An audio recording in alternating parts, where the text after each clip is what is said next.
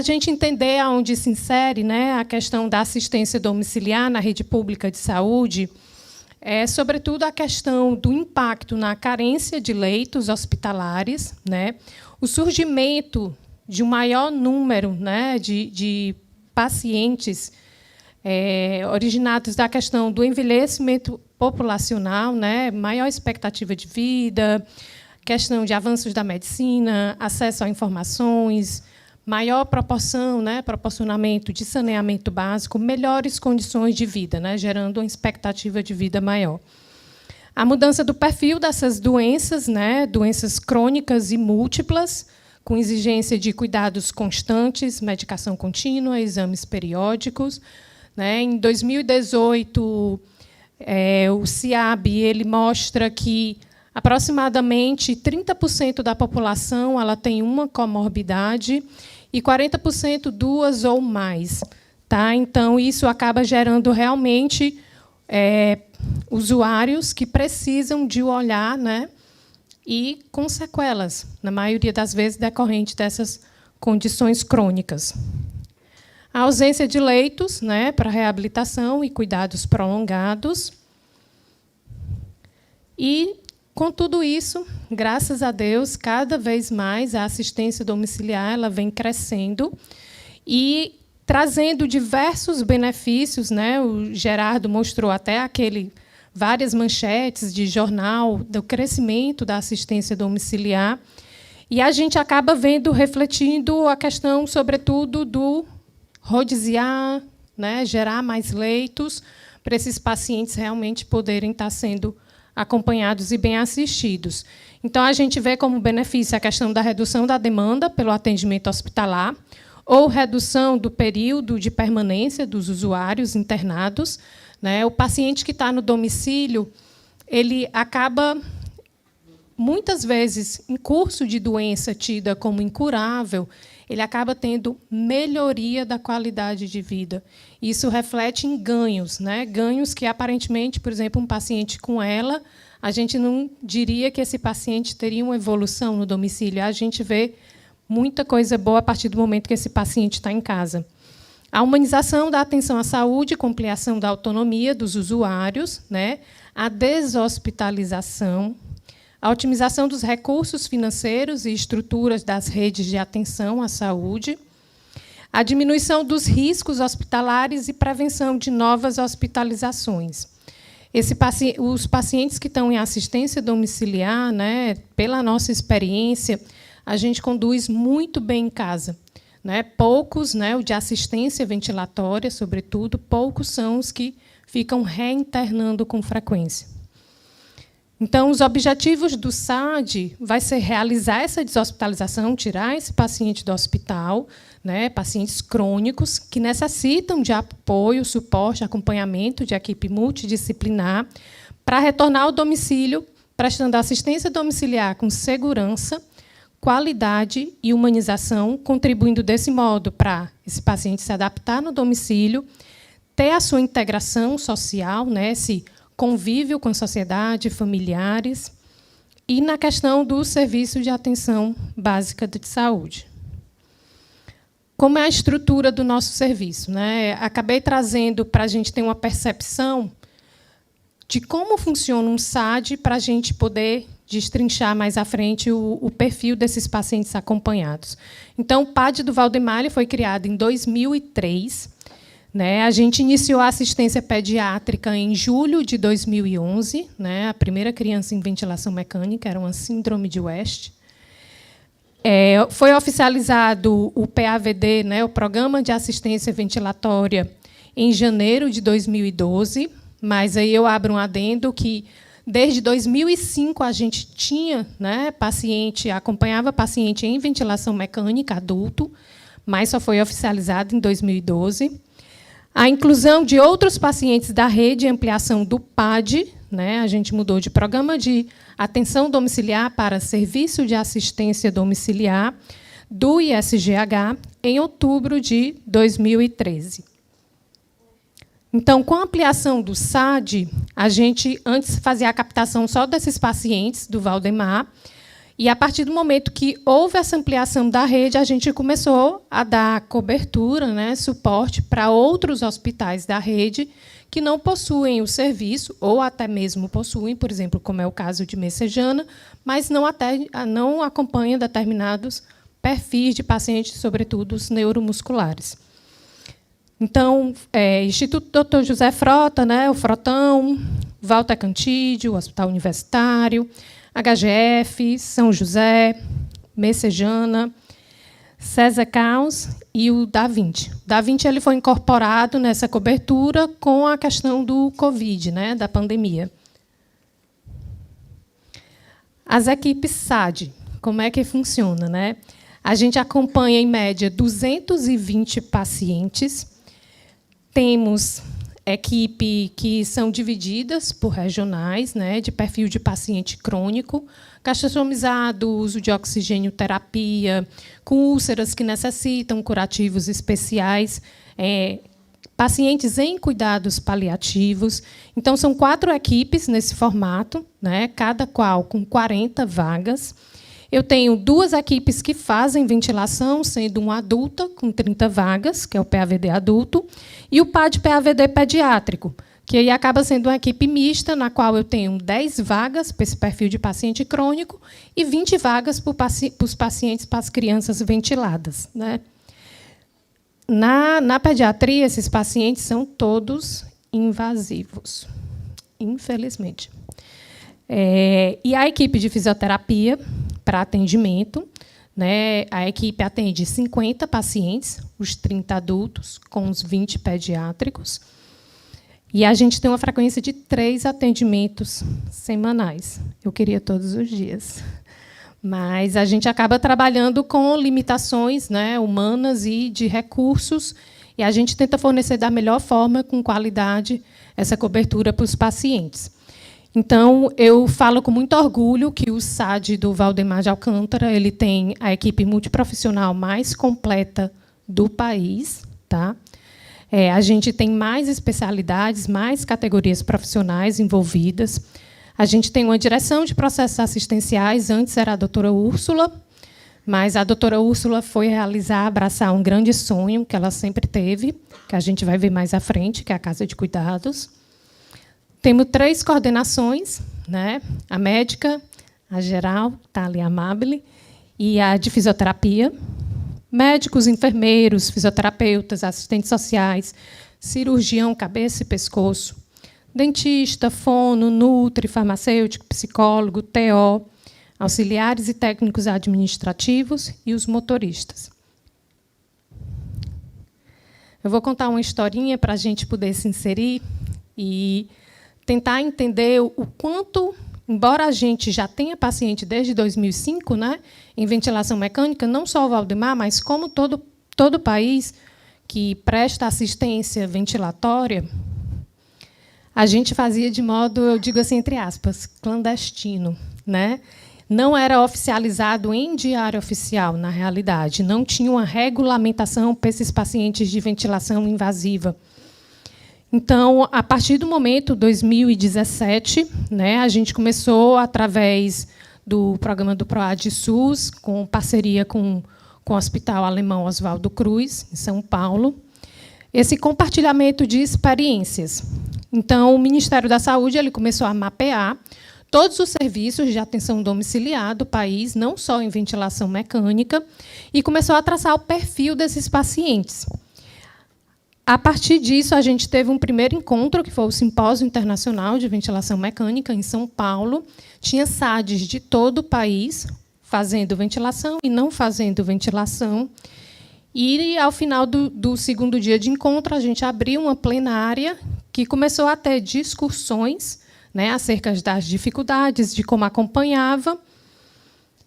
Pouco tempo depois, o Ministério da Saúde começou a pegar relatório sociodemográfico, parte ventilatória desses pacientes, os dispositivos utilizados, e fechou como estava a situação no país.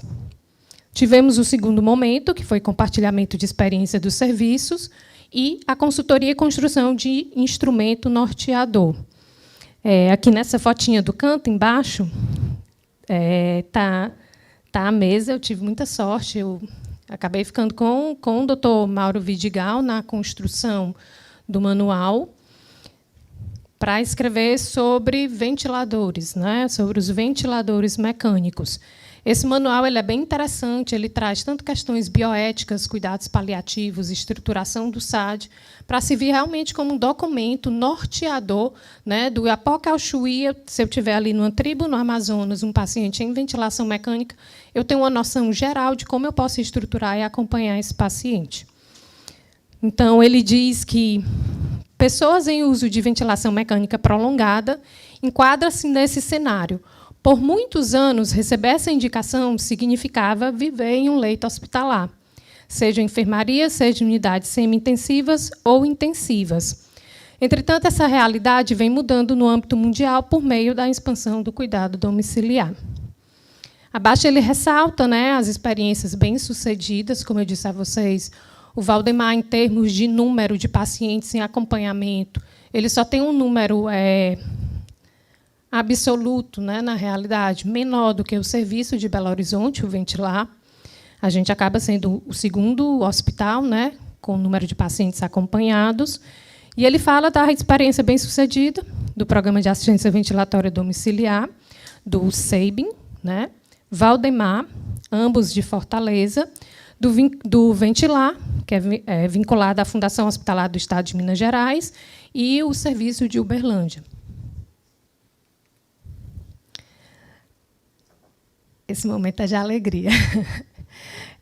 O Valdemar, mesmo assim, com todas as limitações que todo serviço público de saúde tem, né, o Valdemar recentemente foi premiado como o segundo melhor hospital do país, né, segundo melhor hospital público do país, além de 3 outras unidades da rede CESA, né, Helvi também está nessa lista.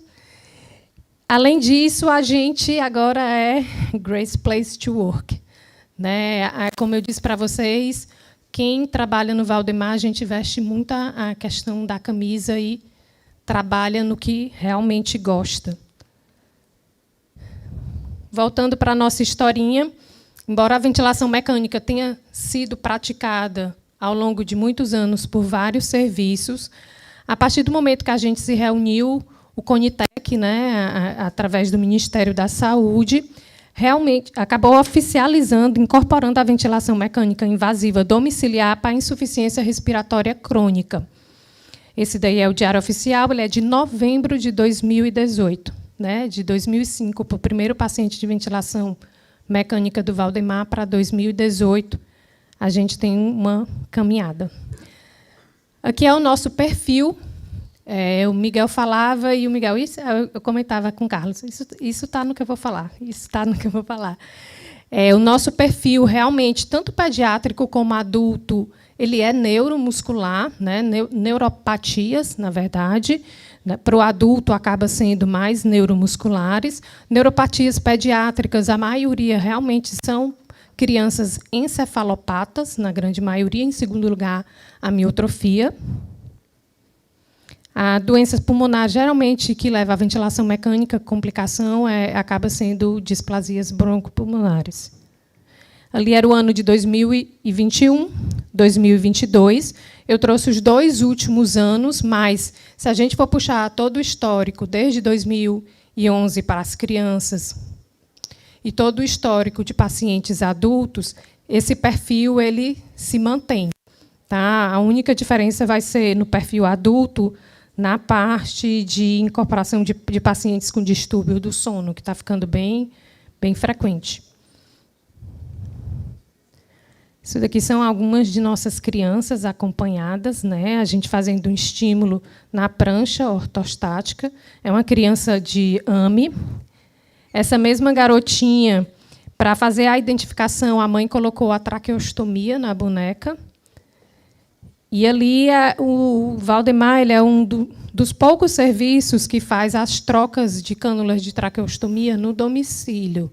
Os pacientes eles não precisam ir para o hospital para estar fazendo essa troca de cânula, como acontece em alguns serviços, justamente por a gente trabalhar com cirurgião cabeça e pescoço.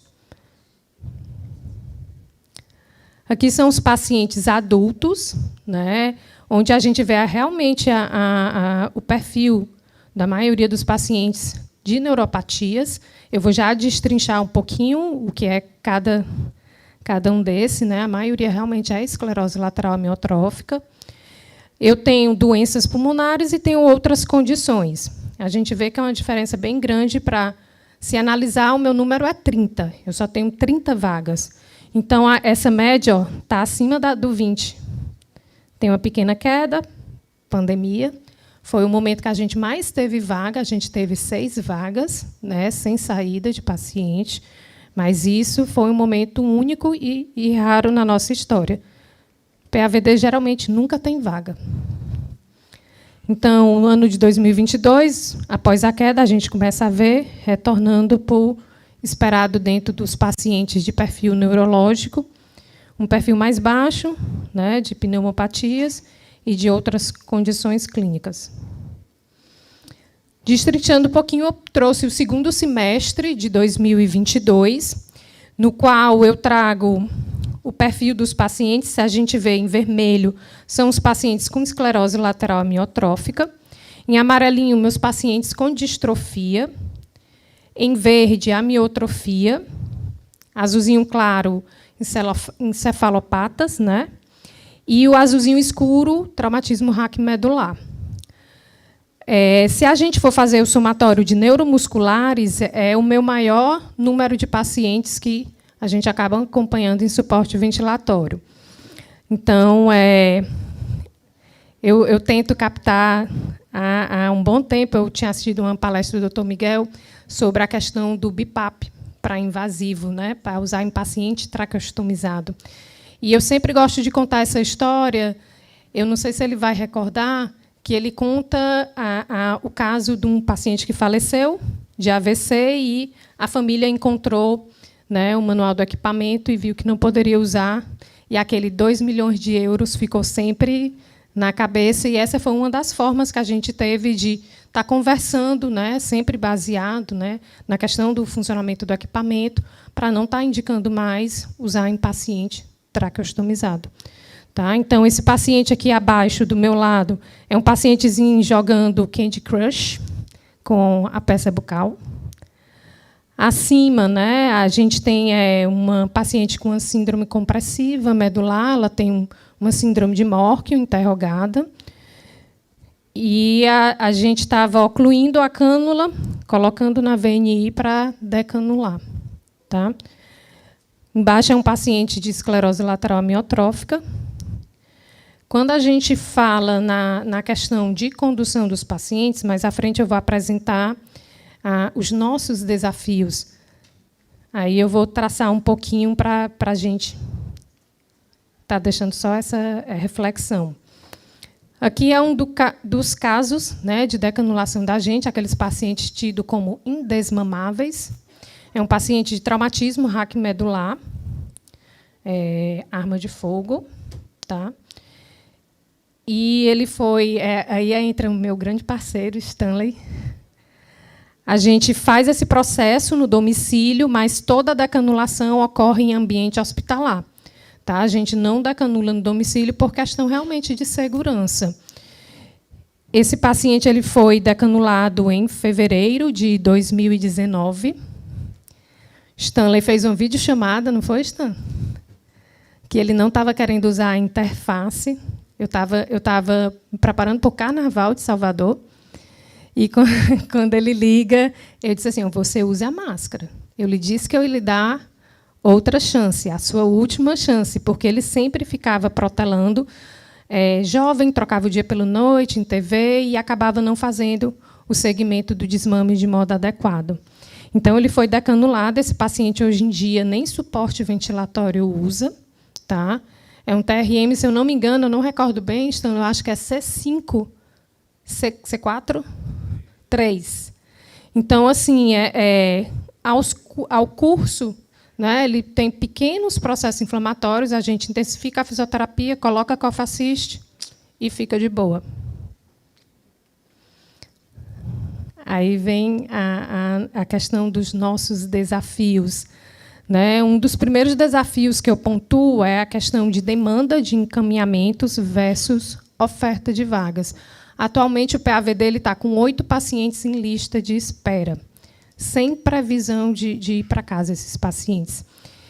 Então, eu apontaria a questão de novas equipes de PAVD. A gente chegou a falar antes da pandemia, acabou a história de não ter realmente o recurso, a verba, veio a pandemia, teve essa queda, aí deixou um pouquinho quieto. Mas, assim, sonhos acontecem para aqueles que correm atrás, né? Que abraçam as oportunidades que surgem. Então, assim, a doutora Úrsula foi a diretora do nosso serviço, né? E ela sempre teve o sonho da casa de cuidados, desse espaço. Ela se desligou agora do SAD, está lá, mas eu tenho certeza que ela está bem feliz realizando um sonho no qual ela sempre acreditou. Então, a casa de cuidados ela dá um suporte para a gente também. Ela teve a sua abertura motivada, né? Ela tem 130 leitos, motivada justamente pelo sufocamento, né? A sobrecarga da rede de saúde na terceira onda de Covid. A partir daí, começou a fazer o acompanhamento desses pacientes. E a proposta da rede, a gente sabe que a carência de diversas situações, contextos sociais, segmentos, processos de reabilitação, também abriu uma nova demanda que a Casa de Cuidados também abraça hoje, né? Começou a se deshospitalizar esses pacientes crônicos e de alta dependência da rede hospitalar de Fortaleza, desenvolvendo, dessa forma, uma instituição de transição, né, com foco na reabilitação e nos cuidados paliativos. Para quem não conhece, a Casa de Cuidados é um espaço belíssimo, ali no condomínio Uirapuru, de muito verde, passarinhos. É muito gostoso. Então, aqui é o projeto, né, Papo Ventilado da Casa de Cuidados do Ceará, onde faz o estímulo à convivência e qualidade de vida desses pacientes em ventilação mecânica. Aqui no centro é a Ariadne. A gente estava até falando do negócio do futebol, né, que o doutor Miguel estava mostrando, para, de repente, quem sabe, né? Veio o meu segundo, terceiro e quarto ponto. Eu estava só trocando um pouquinho de conversa ali com o doutor Marcelo.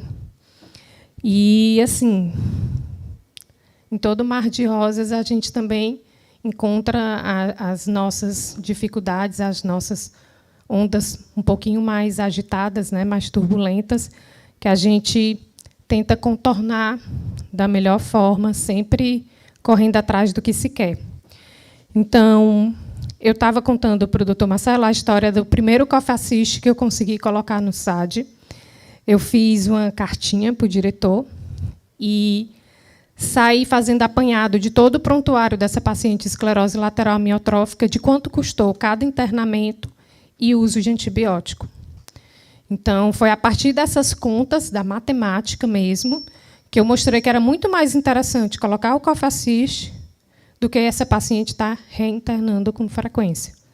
Se eu não me engano, eu acho que em 4 meses ela chegou a reinternar quase 5 vezes. É bastante. E a cada internamento, mais risco realmente de perder a vida, né? Nessa foto é uma senhora com o uso do alto fluxo domiciliar. Espero tê-lo de volta para poder a gente estar dando seguimento em alguns pacientes. A gente conseguiu incorporar no momento de pandemia, mas como a gente esbarra em questões de recursos contratuais, né? Como não vigora em contrato, a gente não está podendo utilizar no momento. Mas essa paciente é uma paciente que veio, inclusive, de messejana, traqueostomizada, foi decanulada, foi para casa, mas só em oxigênio-terapia. Exacerbou, precisou do suporte ventilatório, não adaptou de modo adequado, né? A literatura traz que aproximadamente 20% dos pacientes realmente podem não ter uma adaptação na ventilação não invasiva. Para completar, ela tinha como se fosse um carcinoma em base de nariz, que também dificultava a adaptação. A gente tentou adaptar diversas interfaces. Ela ficava mais dispneica na VNI do que só no oxigênio. Então, a partir do momento que a gente introduziu o alto fluxo, essa paciente ficou ótima, bem adaptada. A outra questão é que eu babo, tá dizendo que eu vou trocar umas figurinhas com você depois.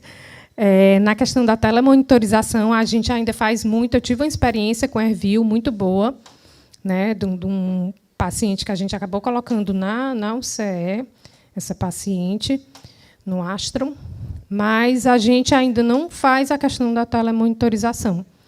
Um dos pontos que eu deixo aqui para a gente refletir é que também não basta eu ter o acesso à tecnologia, eu também preciso ver o lado humano, porque de que adianta eu ter uma ferramenta tão maravilhosa que me dá tantos dados se eu não tenho quem faça o segmento e aproveite de modo adequado, né? E a gente também trabalha com a questão de limitação de número de profissionais. Aí, esse ponto 3 é o que eu chamo de sonho, né? Mas sonhos estão para serem realizados. A questão de acompanhamento dos doentes neuromusculares aqui em Fortaleza ainda tem muito a melhorar, né? A gente tem um acompanhamento que é fragmentado. Esse paciente, na maioria das vezes, ele pega o medicamento e fica pegando o medicamento e fica pegando o medicamento, até realmente entrar em insuficiência respiratória e chegar para a gente no Valdemar traqueostomizado em ventilação mecânica. Então, assim, os serviços faltam a questão do segmento adequado, né? Neurologista, pneumologista, fisioterapeuta, para dar um correto direcionamento desse paciente dentro da rede de atenção à saúde, e esse paciente ele ter o direito de traçar suas diretivas avançadas e optar, por exemplo, por não querer uma traqueostomia. A questão dos pacientes com, faltou um Szinho aí, com síndrome da apneia obstrutiva do sono, que está se tornando recorrente para a gente. Inclusive, a gente tem uma paciente que foi decanulada no processo que a Betina falou, em parceria aqui com o Stanley, né, intercalando com o alto fluxo. Mas a gente tem uma dificuldade de seguir, fazer o segmento desse paciente. Ausência de pneumologista, polissonografia, né, de realmente a rede fornecer um cuidado adequado. Queria agradecer, eu acho que foi um pouquinho mais de 10 minutos, mas eu queria trazer uma ideia para vocês de como é o serviço de assistência domiciliar do Valdemar de Alcântara. Tem bem mais coisa do que isso, mas fica para uma oportunidade e deixo aberto a quem quiser conhecer o serviço. Muito obrigada.